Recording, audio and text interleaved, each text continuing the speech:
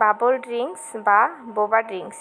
প্রথমে আমি এক বাটি সাবুদানা নিয়ে নিলাম এবং একটি ব্লেন্ডার জারে এটা ঢেলে ভালো করে আমি সাবুদানাটা ব্লেন্ড করে নিব।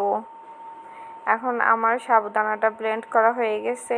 আমি একটি বাটিতে সাবুদানাটা ভালোভাবে চেলে নিব যাতে কোনো বড় দানা কিছু না থাকে। এখন আমার চালা হয়ে গেছে।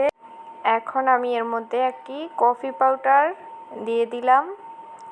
এবার আমি একটু গরম পানি দিয়ে কুসুম গরম পানি দিয়ে কফি পাউডারটা ভালোভাবে ডো তৈরি করে নিব এবং আমার এখানে একটি ডো তৈরি হয়ে গেছে। এখন এই ডোটি দিয়ে আমি ভালোভাবে মিক্স করে ছোট ছোটভাবে কেটে নিব।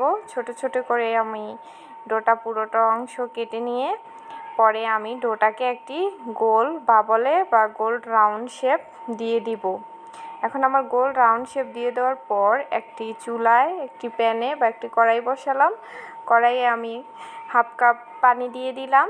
পানি দিয়ে আমি চলে আসলাম এইদিকে একটি বাটিতে আমি গুঁড়ো করা সাবুদানা দিয়ে দিলাম। এখন যে গোল করা বাবলগুলো করেছিলাম ওই বাবলটা দিয়ে আমি ভালোভাবে মিক্স করে নিব। সাবুদানা এবং বাবলটা ভালো করে মিক্স করা হয়ে গেলে তার মধ্যে আমি এই সাবুদানার বাবলগুলো ভালোভাবে চেলে নেব। চেলে নিয়ে অবশিষ্ট গুঁড়াটা ফেলে দিব।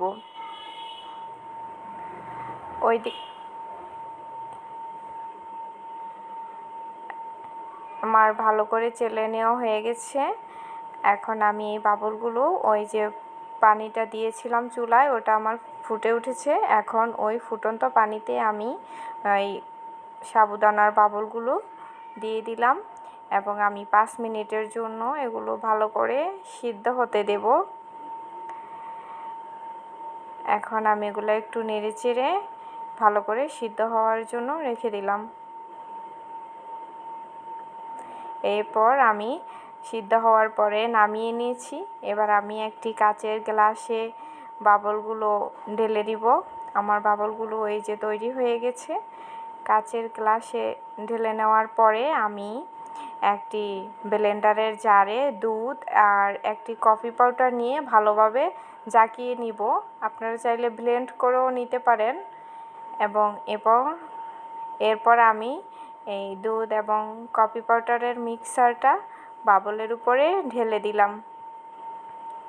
এখন আমি দেখাচ্ছি কত সুন্দরভাবে হয়েছে। এই যে বাবলগুলো উপরে উঠে আসছে এবং এটা মিক্স হচ্ছে। এই যে তৈরি হয়ে গেছে আমার বোবা ড্রিঙ্কস বা বাবল ড্রিঙ্কস যেটাই বলে থাকুন। এভাবে খুব সহজেই একটি কফি পাউডার দিয়ে এবং হাফ কাপ সাবুদানা দিয়ে এই মজাদার ড্রিঙ্কসটি বাড়িতে তৈরি করে নিতে পারেন।